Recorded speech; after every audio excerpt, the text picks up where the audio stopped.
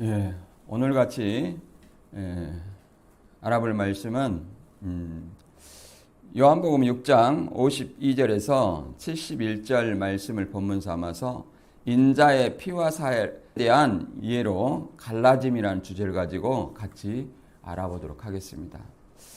이제 요한복음 6장이 오늘로서 마지막인데요. 인자의 피와 살에 대한 이해 어려움이라는 것은 예수님이 계속 이해하기 어려운 말씀을 하시기 때문에 12제자만 남겨놓고 다 떠나가는 모습입니다. 우리도 간혹 이제 하나님의 말씀을 들을 때 이해하기 어려운 면들이 많이 있을 줄 압니다. 그 당시 유대인들은 예수님이 갈릴리 가버나움에서 하신 이 말씀은 자기 고향이에요. 이 고향에서 고향 사람들한테 그 아버지는 요셉, 그 아내는 마리아, 그 형제들은 다 우리와 함께 있지 않느냐. 이런 사람한테 내가 하늘에서 내려온 산떡이다. 이렇게 하늘에서 내려왔다고 하니까 늘 같이 자라오던 사람이 같이 하늘에서 내려왔다 하니까 도무지 믿지 못하는 거예요. 여기에 더해서 내 살을 먹어야 너희가 영생한다. 그러니까 제가 어찌 자기 살을 주어 우리한테 먹게 할 수 있겠느냐.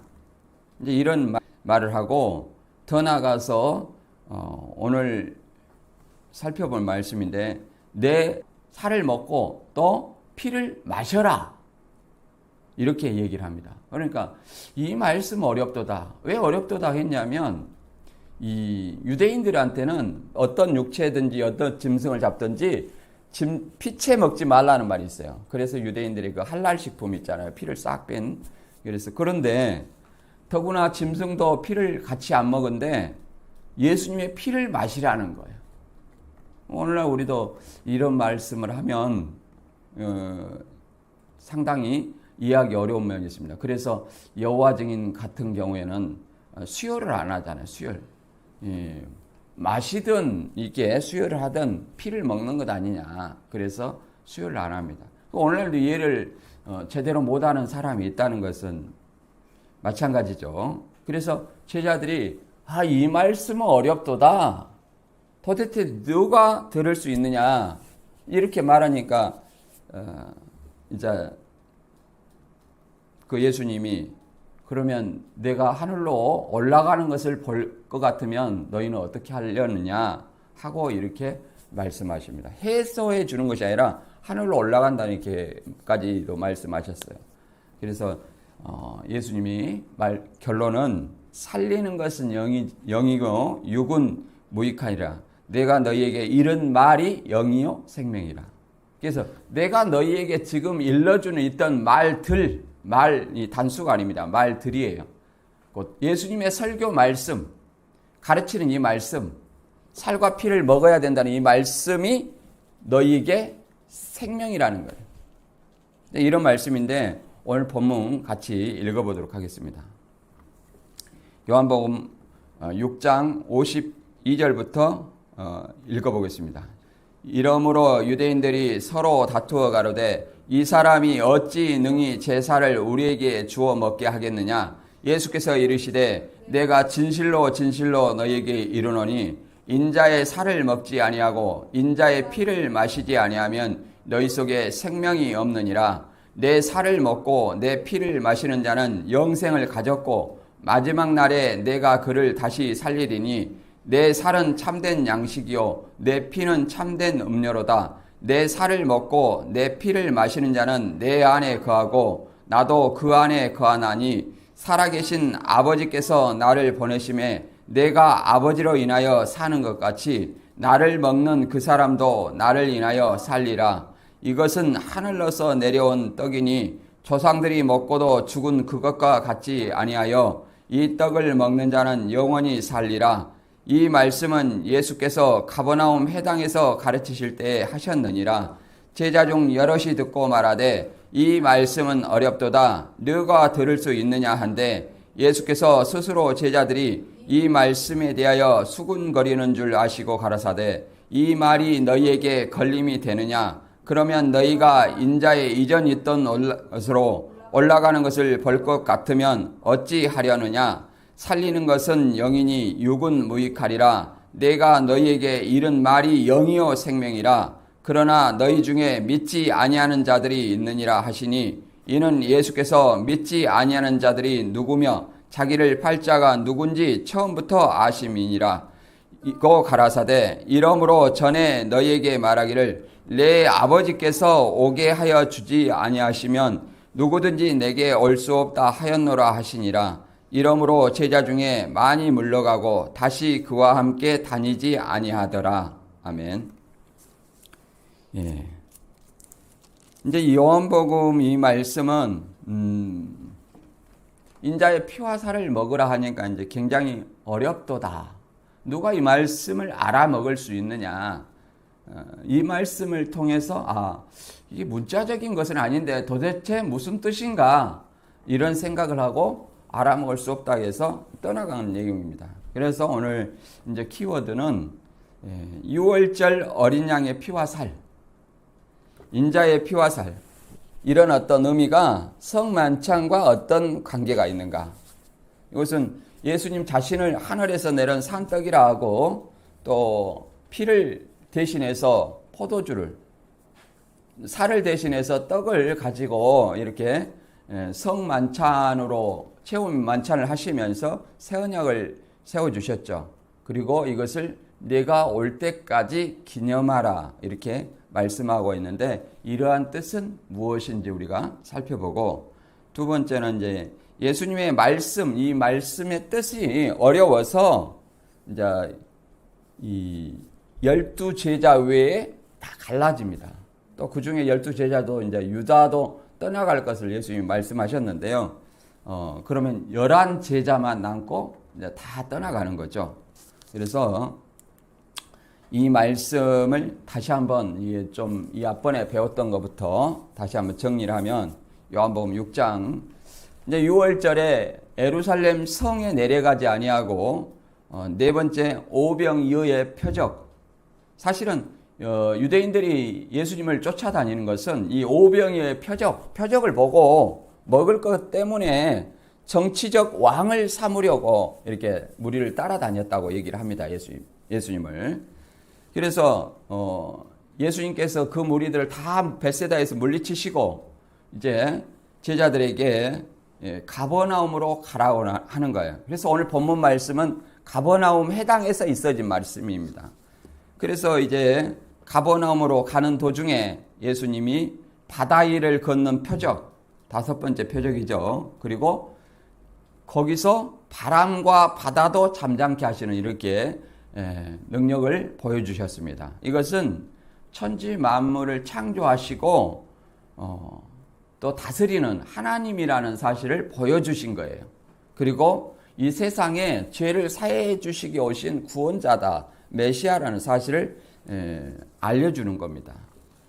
그 예수님을 찾는 유대인들에게 예수님은 이 오병이어 때문에 자꾸 먹을 것만 생각하고 예수님을 찾으니까 예수님이 말하기를 썩는 양식을 위해서 일하지 말고 영생할 수 있는 양식을 위해 하라. 그러니까 그러면 우리가 어떻게 하여야 하나님의 일을 할 수 있습니까? 이렇게 얘기를 하니 예수님은 하나님의 보내신 자를 믿는 것이 하나님의 일이다. 그리고 더 나아가서 하나님의 보내신 자를 믿는 것이 아버지의 뜻이다. 이렇게 말씀했습니다. 그러니까 하나님의 보내신 자를 믿으려고 하니까 이 오병이어가 가지고는 부족한 거예요. 그래서 이 표적을 요구를 하는 겁니다. 계속 자기를 믿으라고 하니까 표적을 요구를 하면서 우리 조상들은 광야에서 만나를 먹였는데 메시아가 오면 유대인들은 그렇게 생각했어요. 이 메시아가 오면 우리 조상들이 먹은 만나처럼 하늘에서 먹을 양식을 내려줘서 굶주림을 해결해 줄 것이다, 이런 생각을 가지고 있었어요. 그래서 그러면 만나를 한번 내려줘 봐라, 이렇게 요구를 합니다. 그러나 예수님께서는 뭐라고 말하냐면 너희 조상들은 하늘에서 내린 만나를 먹었지만 죽었고 내가 하늘에서 내려온 산 빵이고 내가 하늘에서 내려온 만나다, 그 말이에요. 나를 먹는 자는 영원히 삶을 얻으리라 이렇게 설명하는 내용입니다. 그래서 이제 그 이후에 그리고 나는 내 살을 먹어야만이 너희가 생명을 얻는다. 이제 여기서부터 이제 또 수군거리기 시작합니다. 이 살을 주어서 먹게 해. 그러니까 본문부터 이렇게 말합니다. 그럼 믿지 못하고 수군거리는데 여기다가 예수님은 더 나아가서 이렇게 말합니다. 내 피와 살을 먹어야만 너희가 생명이 있다. 그러니까 살을 먹고 피를 마셔야만이 생명이 있다. 내 살은 참된 양식이요 내 피는 참된 음료로다. 그러니까 이 의식주가 해결된 거죠. 예, 그래서 이게 계속 알아듣지 못하는데 제자들이 어렵다 이렇게 수군거립니다. 누가 알아들을 수 있느냐. 그러니까 여기서 한 수 더 떠가지고 예수님은 그러면 인자가 하늘로 올라가는 것을 볼 것 같으면 곧 인자가 하늘로 승천하는 것을 볼 것 같으면 또 어떨 것이냐 이렇게 얘기를 합니다. 그래서 예수님이 63절에 결론을 내주신 말씀이 살리는 것은 영이니 육은 무익하리라. 내가 너희에게 이런 말들이 이게 말이 아니라 이런 말이 아니라 이런 말들이 영이요 생명이다. 그럼 이런 말들이라는 게 예수님의 어떤 가르치는 어떤 말씀들을 얘기를 합니다. 그리고 제자들이 떠나고 12제자만 남게 됩니다. 12제자한테 물어봅니다. 너희도 가려느냐? 그러니까 베드로가 고백하기를 영생의 말씀이 계심에 우리가 네게로 가오리까? 이렇게 얘기를 합니다. 베드로는 어떤 깨달은 것처럼 얘기를 하죠. 그래서 오늘 우리가 좀 생각해 봐야 될 것은 과연 피와 살을 먹는다는 의미는 무엇인가?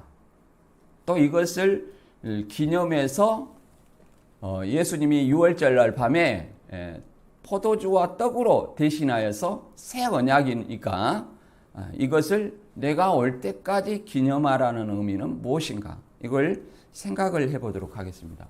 오늘 이단들은 뭐 첫 언약, 새 언약 해가지고 교주들의 말을 이렇게 새 언약이다, 첫 언약이다 이렇게 얘기하는데 과연 그런 것이 우리가 예수 믿는 사람이 그런 언약을 새 언약이다, 첫 언약이다 이렇게 믿을 필요가 있는지 잘 생각해 보면서 본문을 읽어보겠습니다. 자, 사건의 현장은 여기 그림 보면 이제 벳세다에서 오병이어의 표적을 행하시고 이 가버나움 회당이 왔어요. 유대인들은 회당 예배를 드린다고 했죠. 그래서 가버나움 회당이 있고 그 다음에 회당 맞은편에 이제 베드로 집터 위에 세운 기념교회라는 거 있습니다. 이게 전망이 좋죠. 이렇게 갈릴리 바다 쪽에 바닷가 옆에 우리 한국 사람들이 이런 집을 좋아하지 않습니까? 그리고 거기 주변에 거주지 유적이 있습니다. 아무튼 이런 어떤 상황이 가버나움 회당에서 본문을 하신 말씀이거든요. 그러니까 고향 사람들이에요. 이제 고향 사람들한테 그런 얘기를 하는 거죠. 52절부터 제가 읽어보겠습니다. 이러므로 유대인들이 서로 다투어 가로되 이 사람이 어찌 능히 제사를 우리에게 주어 먹게 하겠느냐. 이전에 51절에 어떤 말씀을 하셨어요? 나는 하늘로서 내려온 산떡이니. 자꾸 이런 말을 하게 되는 것은 이 유대인들이 우리 조상들은 모세를 통해서 만나를 주었다. 그 당신은 뭘 내려줄 거냐 이렇게 얘기를 하는 겁니다. 무엇을 통해서 우리의 굶주림을 해결해 줄 것이냐 이렇게 얘기를 하는 거예요. 51절에 이렇게 나는 하늘에서 내려온 산떡이니 사람이 이 떡을 먹으면 영생하리라. 나의 줄 떡은 곧 세상의 생명을 위한 내 살이로라 하시니라. 이게 세상의 생명을 위한 내 살을 내어주겠다. 그러면 우리는 살을 내어주면 어떻게 돼요? 살을 문자적으로 내어줘요. 죽겠어요, 살겠어요? 죽겠죠? 자, 피를 또 이렇게 주면요. 그것도 죽겠죠? 쉽게 말해서 여기서 살이라는 것은 헬라어로 사륵스인데 육체를 얘기합니다. 이것은 자기 육체를 내어준다는 거예요. 곧 희생을 의미합니다. 예수님께서 유월절날 이런 말씀을 하시는 것은 예수님께서 유월절날 어린 양으로서 이 세상의 생명을 위한 내 살이로라. 세상 유대인뿐만 아니라 세상 모든 사람을 위해서 자기 생명을 내어줄 것을 얘기를 하는 대속적 죽음을 말하는 것입니다. 죄를 사하기 위해서, 죄를 해결하기 위해서 죽는 죽음을 의미하고 있습니다. 요한복음 1장 29절에도 이렇게 말하잖아요. 세례요한이. 보라, 세상 죄를 지고 가는 하나님의 어린 양이다. 그러면 세상 모든 사람의 죄를 대신 짊어지고 십자가에 달릴 것을 얘기를 하는 거예요. 구약에서는 유대인들이 어떻게 했습니까? 내 사람이 율법을 어기면 그 죄인은 반드시 그 소나 양이나 비둘기를 통해서 그 죄를 짐승한테 전가시켜서 그 죄인 대신에 누가 죽여요? 그 짐승을 대신 죽이는 그런 있습니다. 그랬었는데 그런 것들로 해서는 온전함을 얻을 수 없기 때문에 반드시 이제 예수님을 세상의 죄를 대신 짊어지고 가는 하나님의 어린 양이라 이렇게 얘기를 하는 겁니다. 그래서 고전 5장 7절에도 우리의 유월절 양 그리스도께서 희생이 되셨느니라. 그러니까 예수님을 뭐라고 하냐면 유월절 양이라는 거예요. 유월절이라고 하면은 어떻게 생각됩니까? 유월절이 처음 생긴 데가 애굽에 있는 이스라엘 백성에게 10가지 심판을 했어요. 모세를 통해서 10가지 심판을 했는데 마지막 장자의 심판을 하기 위해서 유월절 그 밤에 어린 양의 살을 먹고 그 피를 문 설주와 임방에 발랐습니다. 그 집은 죽음의 천사가 넘어갔어요. 해하지 않았어요. 그러니까 애굽 바로 왕이 이스라엘 백성을 가나안 땅으로 가도록 허락했습니다. 그래서 그 이스라엘 땅이 애굽을 나온 날, 곧 출애굽한 날을 기념해서 뭐예요? 유월절이라고 기념하는 거예요. 그래서 그때부터 유월절이 되면 어린 양의 살을 먹고 잡아서 유월절을 지내곤 했습니다. 그런데 예수님이 뭐라고 말하냐면 유월절 양이라 이렇게 얘기를 합니다. 이것은 어떤 의미냐면은 많은 사람의 죄를 위해서 대신 죽는 걸 얘기를 하는 겁니다. 고전 5장 7절에도 나와 있듯이 로마서 5장 7절에도 나와 있습니다. 의인을 위하여 죽는 자가 쉽지 않고 선인을 위하여 용감히 죽는 자가 혹 있거니와 우리는 아직 죄인 되었을 때에 그리스도께서 우리를 위하여 죽으심으로 하나님께서 우리에 대한 자기의 사랑을 확증하셨느니라 이렇게 말합니다. 그래서 의인을 위해서 누가 죽는 자가 없다는 거예요. 그러나 선한 사람을 위해서는 죽는 자가 간혹 있다. 그러나 죄인을 대신해서는 죽는 사람이 없겠죠? 근데 우리가 죄인 되었을 때 하나님께 나아갈 수 없죠. 그렇기 때문에 죄인 되었을 때 우리 죄를 대신해서 우리를 위하여서 우리 죄를 대신 짊어지고 죽으셨다 이렇게 말합니다. 이것이 하나님의 사랑이라 이렇게 얘기를 합니다. 이것을 이사야 53장 5절과 6절에 보면 더 이야기 쉽게 나와 있습니다. 이미 예언이 되어 있었죠. 그가 찔림은 우리의 허물을 인하며 그가 상함은 우리의 죄악을 인함이라. 그가 징계를 받음으로 우리가 평화를 누리고 그가 채찍을 맞음으로 우리가 나음을 얻었도다. 우리가 다 양 같아서 그릇 행하며 각기 제 갈 길로 갔거늘 여호와께서는 우리 무리의 죄악을 그에게 담당시키셨도다.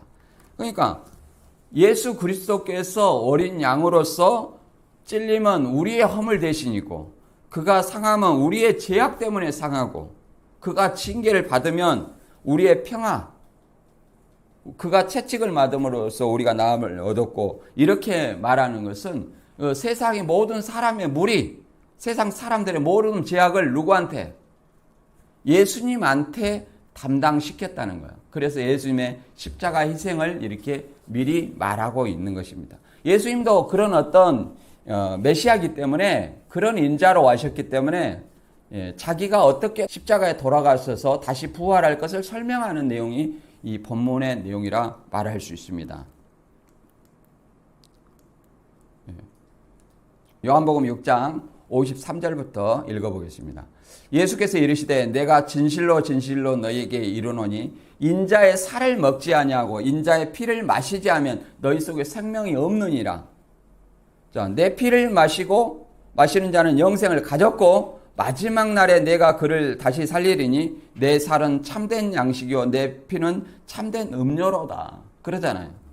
예, 인자의 살을 먹지 않으면 너희 생명이 없다. 오늘날 우리는 이런 말이 뭐 이해는 어렵더라도 뭐 별 대수롭지 여기지 않습니다. 그러나 그 당시 유대인들, 특히 고향 사람들한테 내 살을 먹어야만 너희가 영생이 있고 안 먹으면 생명이 없고 내 살을 먹은 자는 마지막 날에 살린다.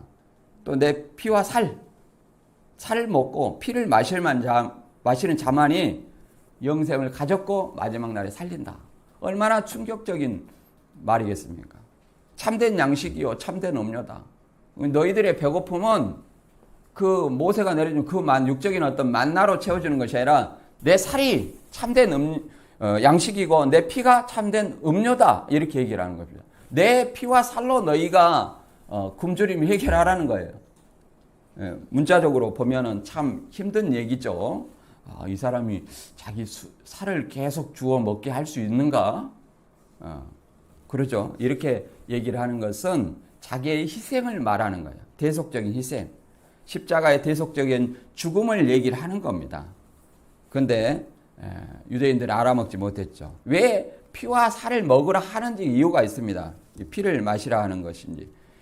자, 레위기 17장 11절에 보면 육체의 생명은 피에 있음이라. 내가 이 피를 너희에게 주어 단에 뿌려 너희 생명을 위하여 속하게 하였나니 생명이 피에 있으므로 피가 죄를 속하느니라.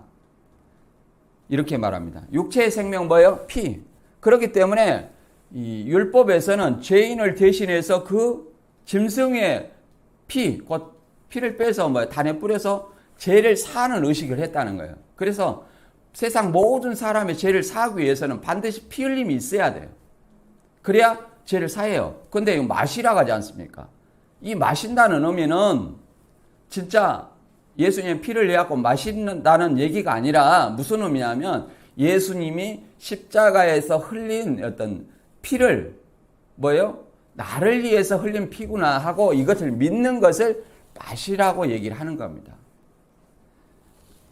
계속 레위기 17장 14절에 보면 모든 생물은 그 피가 생명과 일체라. 그러면 내가 이스라엘 자손에게 이르기를 너희는 어느 육체의 피든지 먹지 말라. 이렇게 말하잖아요. 육체의 생명은 피인즉 무릇 피를 먹는 자는 끊쳐지니라. 이 말씀을 어떤 듣는 사람은 그러잖아요. 예수님이 내 피와 살을 먹으라 그러니까 이렇게 율법을 이렇게 잘 알고 있었어요. 이 피를 마시지 말라. 또 피를 먹는 자는 끊쳐지리라. 그래서 여호와 증인은 진짜 수혈도 안 하고 그러지 않습니까? 그런데 수혈 안 하고 이렇게 대체 피 이런 것도 얘기를 하고 또 수혈 못해서 죽는 사람도 생기기를 합니다. 신앙을 지키기 위해서. 그런데 이렇게 생각하는 사람들에게 피를 마셔라 하면 얼마나 충격적이겠어요. 그러나 그걸 얘기하는 것이 아니라 뭘 얘기해요? 대속적인 피를 얘기를 하는 거예요.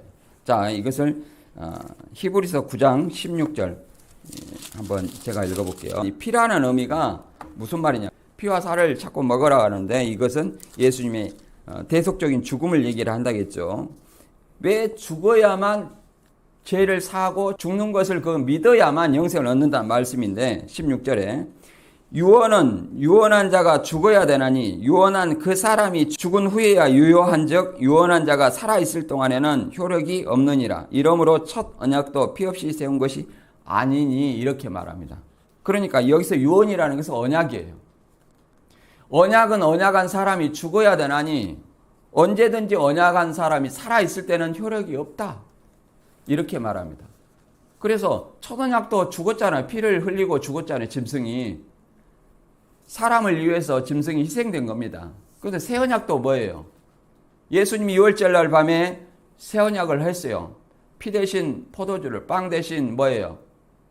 자기 살 대신 빵을 이걸 가지고 기념하라고 한 겁니다.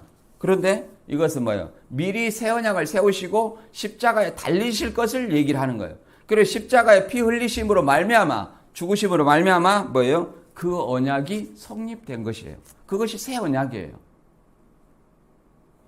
이것을 뭐 생각과 마음에 기록하라는 것, 곧 예수님의 복음, 이것이 복음입니다. 기쁜 소식이죠. 우리를 위해서 대속하신 예수님이 십자가에 달린 그 사실이 우리에게는 기쁜 사실, 기쁜 소식이에요. 그걸, 이 복음을 생각과 마음에 기록하는 거예요. 예수님이 우리를 위해 대속하셨다. 이걸 기억 못할 사람 없습니다. 신앙인이란. 그런데 자꾸 이렇게 새 언약을 계시록이라고 해가지고 막 날마다 이렇게 시험 보고 이런 것은 뭐 새 언약도 아니고 아무것도 아닙니다. 자, 9장 22절과 23절을 더 읽어보겠습니다. 율법에 따라 거의 모든 물건이 피로써 정결케 되었나니 피 흘림이 없음즉 제사함이 없느니라. 자, 반드시 피를 흘려야만이 사함이 있다는 거예요. 구약에서는 짐승의 피를 흘렸어요. 신약에서는 예수님은 모든 사람의 죄를 위해서 자신의 피를 흘린다는 것을 얘기를 하는 겁니다. 미리 예고하고 있는 거죠. 23절에 그러므로 하늘에 있는 것들의 모형은 이런 것들로서 정결케 할 필요가 있었으나 하늘에 있는 그것들은 이런 것들보다 더 좋은 제물로 할지니라. 예수님이 자신이 뭐예요? 이제 더 좋은 제물이 되신다는 거예요. 육적인 어떤 양보다. 그래서 그렇게 말하는 겁니다. 자기의 피와 살을 먹어라. 이거는 대속적인 죽음을 예고하는 거예요. 또 그걸 믿으라는 거죠. 이걸 누가복음 22장 20절에 보면 이제 우리가 말하는 최후의 만찬, 성만찬을 6월절 어린 양의 피와 살을 먹는 그날에 성만찬을 하신 겁니다. 저녁 먹은 후에 잔도 이와 같이 하여 가라사대 이 잔은 내 피로 세우는 새 언약이니 곧 너희를 위하여 붓는 것이라. 이렇게 말하죠. 내 피로 세우는 새 언약이다. 그러면 포도주가 피라는 거예요. 그걸 대신하는 거죠. 죽음을 예표하는 거예요. 그러면 내가 진짜 피와 살을 이렇게 죽으면 그것이 뭐예요? 새 언약이 성취하는 거예요. 효력을 발휘하는 거예요. 언약은 언약한 사람이 죽어야 효력이 있다고 했죠. 그리고 예수님 십자가에 달리시면 이 6월절 살아있을 때 미리 한 이 예수님의 새 언약의 효력을 발휘하는 거예요. 이걸 왜 유언이라고 번역했겠습니까? 유언도 살아있을 때 말하고 죽은 시점부터 유언의 효력을 발휘하기 때문에 그렇습니다. 살아있는 사람이 뭐 이것을 첫 언약이니 새 언약이니 이런 어떤 것은 언약이 아니라 하나의 성경을 왜곡하는 것이고 모방입니다. 이것을 다시 설명하는데요. 고전 11장 24절부터 26절까지 읽어보면 잘 나와 있습니다. 예수님이 6월절 밤에 행하시던 그것을 새 언약이라, 성만찬을 새 언약이라 하시고 이것을 오실 때까지 전하는 것이라고 얘기를 합니다. 그러면 피와 살의 의미가 여기서는 더 구체적으로 나옵니다. 읽어보겠습니다. 축사하시고 떼어 가라사대 이것은 너희를 위하여는 내 몸이니 이것을 행하여 나를 기념하라 하시고 식후에 또한 잔도 가지고 가라사대 이 잔은 내 피로 세운 새 언약이니 이것을 행하여 마실 때마다 나를 기념하라 하셨으니 너희가 이 떡을 먹으며 이 잔을 마실 때마다 그러잖아요. 이 떡, 이 잔 그러면 뭐예요? 예수님의 피와 살 그걸 먹으라고 그랬잖아요. 그런데 그것을 지금 기념하는 거잖아요. 이게 미리서 새 언약을 세워주시고 그런데 뭐라고 말하냐면 주의 죽으심을 오실 때까지 전하는 것이니라. 그 피와 살을 먹으라는 것은 예수님의 희생 곧 대속적 죽음을 얘기합니다. 십자가의 죽음을 얘기해요. 그 죽으심을 언제까지 전하는 것이다? 예수님 오실 때까지. 그런데 이단들은 이제 이 성만찬을 뭐 카스테라 조금 띄워 먹으면 그것이 무슨 영양가가 있겠느냐? 뭐 영양가는 없습니다. 그것이 무슨 영양가가 있습니까? 그것은 예수님의 죽음, 십자가에 우리를 위해서 예수님께서 희생하셨구나. 이것을 기념하는 거예요. 그래서 여기 6월절 성만찬에 대해서 이렇게 그림 보시면 포도주가 있죠. 우리 개역 한글에는 떡이라고 나와 있는데 원래는 빵입니다. 빵인데 그 빵도 우리가 평소에 먹는 빵이 아니라 뭐예요? 이 누룩 없는 빵이에요. 누룩 없는 빵. 이렇게 그냥 딱딱한 빵이죠. 이 딱딱한 빵이에요. 어떤 데는 이것을 문자적으로 시킨다고 진짜 떡을 해가지고 와요. 그리고 성경대로 지킨다고. 그걸 얘기해. 성경대로 문자적으로 지키려면 이런 딱딱한 빵을 먹어야죠. 그러나 이것은 예수님의 십자가에 돌아가심, 우리 죄 때문에 돌아가심, 그것을 상징하는 것이고, 우리 이 포도주와 이 빵을 의미하는 바가 각각 좀 교파마다 다른데, 물론 이단들은 이걸 하지 않습니다. 예수님 재림했다고 믿기 때문에. 우리는 예수님이 재림하지 않았기 때문에 예수님 오실 때까지 계속 하는 거예요. 우리는 이제 칼빈의 영적 임재설을 믿습니다. 영적 임재설이라는 것은 성만찬 때 그리스도께서 우리의 영혼을 먹이시기 위하여 영적으로 포도주와 빵에 임재하신다, 그런 어떤 의미입니다. 그런 의미로 생각하는 거예요. 그걸 이제 기념하는 거죠. 이제 가톨릭의 화채설은 최종적으로 빵과 포도주가 성별을 통해서 실제로 그리스도의 피와 살로 변한다. 이제 문자적인 어떤 이 피와 살로 이렇게 변한다, 이렇게 믿고 있습니다. 우리는 이제 그것을 이제 반대를 한 거죠. 그냥 그것은 하나의 상징으로 기념하는 거니까요. 이 루터교의 공제설은 무슨 말이냐면, 성만찬은 그리스도의 몸과 피가 눈에 보이는 그 떡과 잔 안에 공존한다, 이렇게 생각합니다. 그런데 이것은 카톨릭 화채설과 비슷한데, 그 화채설은 부인합니다.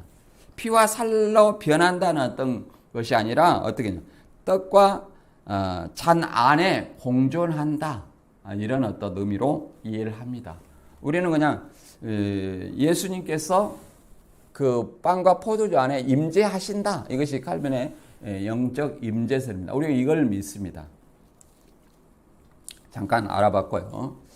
요한복음 6장 56절 이하를 계속 읽어보도록 하겠습니다.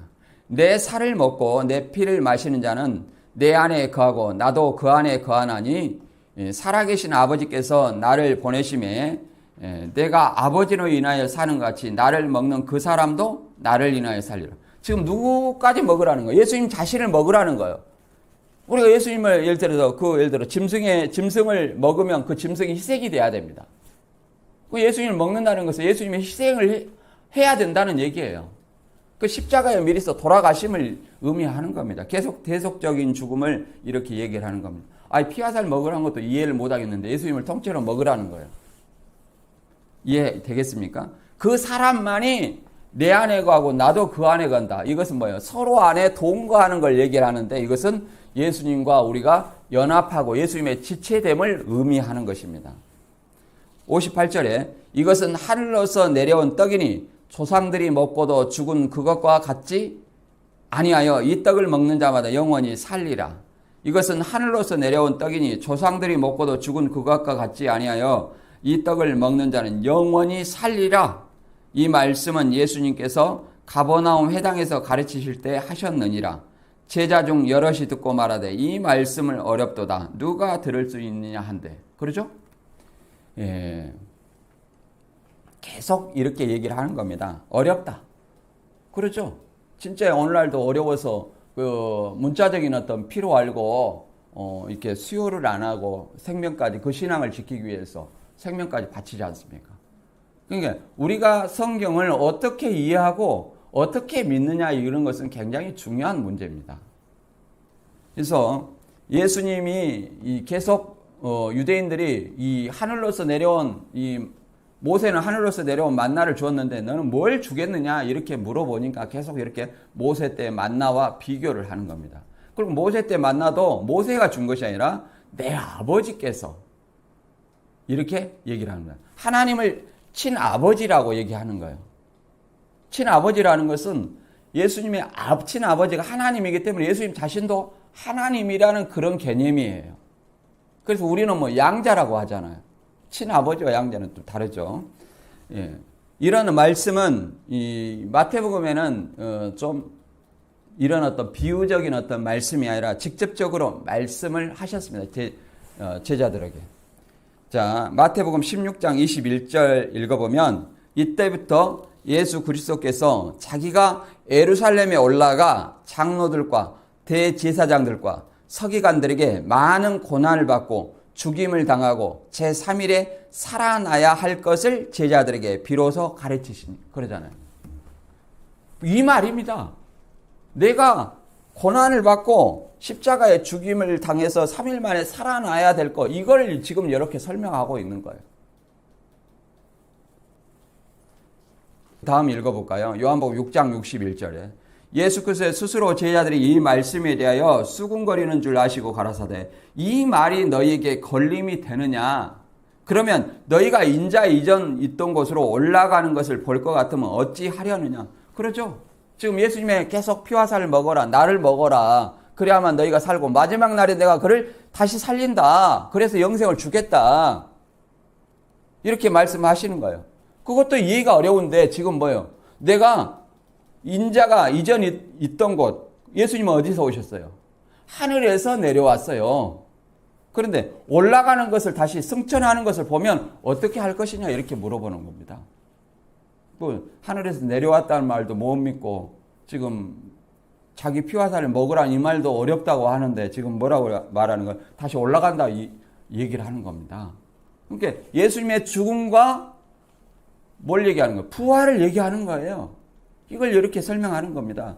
그래서 이 말씀이 어렵다고 하는 거예요. 물론 마태복음에 있는 말씀처럼 그렇게 내가 죽었다가 3일 만에 살아나야 되겠다 이렇게 말하면 얼마나 쉽겠습니까? 그 직접적으로 알아먹으니까 베드로가 뭐라고 말합니까? 거기서는 주여 그리마옵소서 이 일이 주님한테 절대 미치지 아니할 것입니다. 이렇게 얘기를 하니까 사단아 내 뒤로 물러가라.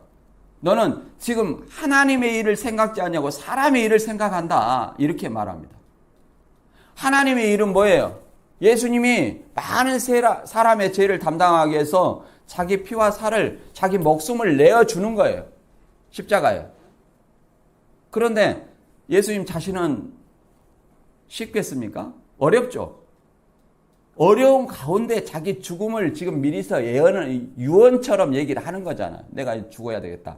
그럼 그런 말한 예수님이 우리와 성경을 똑같이 같은 인간인데 힘들죠. 그런 어떤 예수님이 말하는데 그것을 이해를 못하고 주님은 우리한테 영원히 있어야 됩니다. 주님 절대로 죽으시면 안 됩니다. 그 말이에요. 그러니까 이것은 하나님의 일을 방해하는 역사다. 사단아 내 뒤로 물러가라. 이렇게 말씀하시는 것입니다. 그리고 본문에도 요한복음 6장 63절에는 뭐라고 말하냐면 살리는 것은 영이니 육은 무익하니라. 내가 너희에게 이런 말 이렇게 됐는데 내가 너희에게 이런 말들이 영이요 생명이라.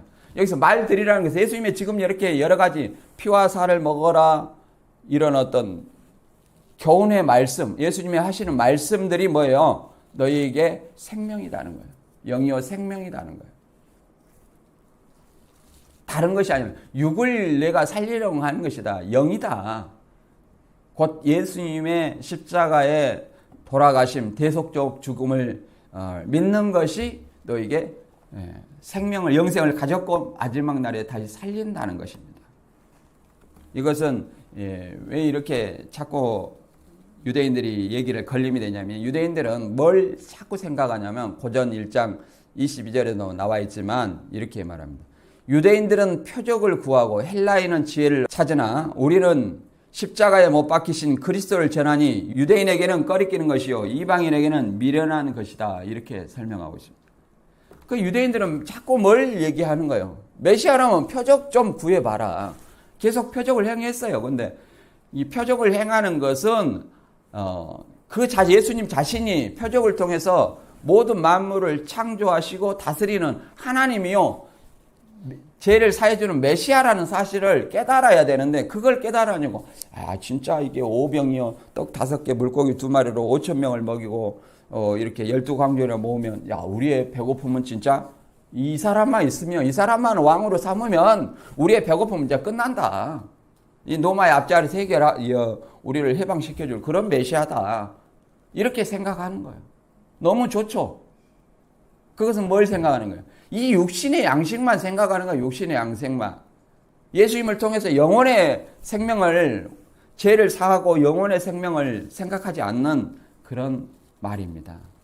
그래서 표적을 구하는 그 세대에게 마태복음 12장 39절에는 뭐라고 말하냐면 이 악하고 음란한 세대가 표적을 구하나 요나의 표적밖에 보여줄 표적이 없다 이렇게 말합니다.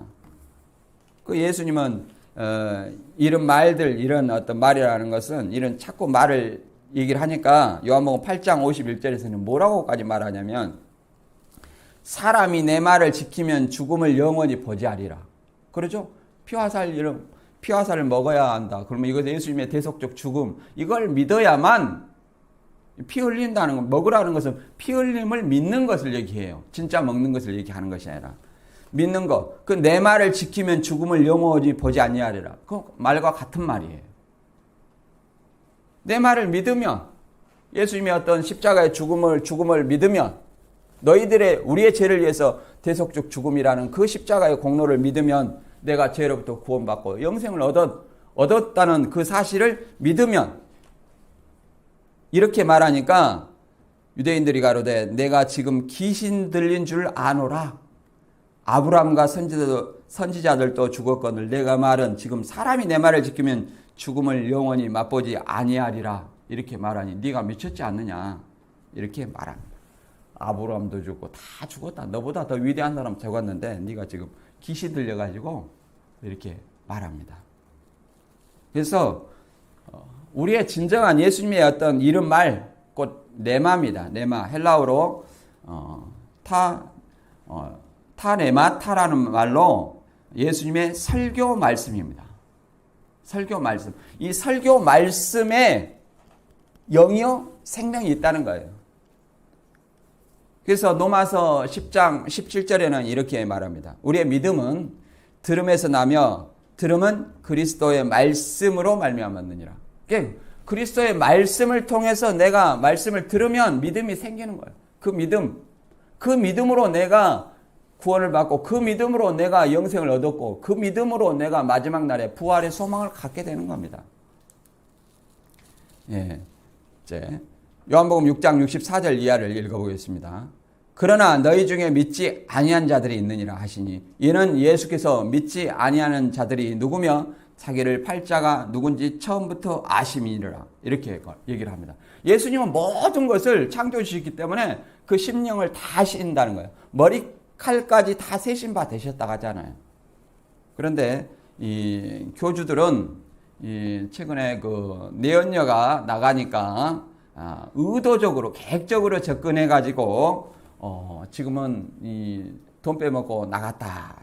그리고 그 폭로 영상은 조작된 것이다. 이렇게 말합니다. 그러면 조작된 것을 폭로해서 명예훼손으로 고소를 하죠. 고소를. 그리고 예수님은 모든 것을 아신데 왜 계획적으로 접근한 것을 몰랐을까요? 그리고 계획적으로 접근해서 같이 음행하면 그 사람은 죄가 없나요? 이렇게 생각해 볼 수 있습니다.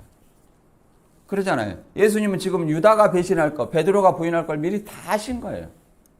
이거 예수님께서 믿지 아니한 자들이 누구며 자기가 팔자가 누군지 처음부터 다 알고 계신다 얘기를 하는 거예요. 그런데 교주들은 지나간 과거만 안다는 사실입니다. 그리고 과거도 계속 바꾸고 있죠.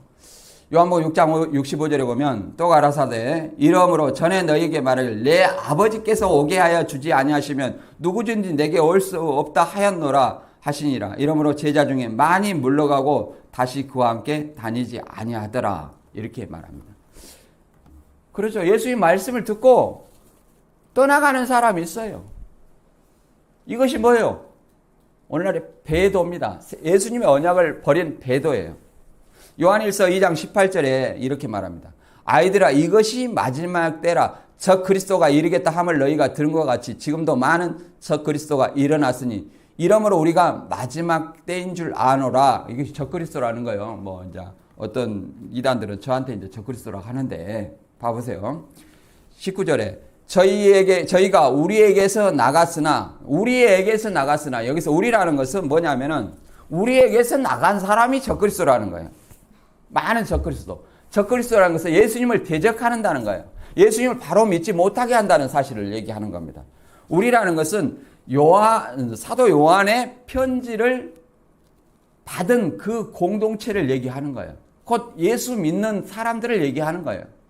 예수 믿는 사람들한테서 이탈해가지고 다른 무리에 속한 거예요.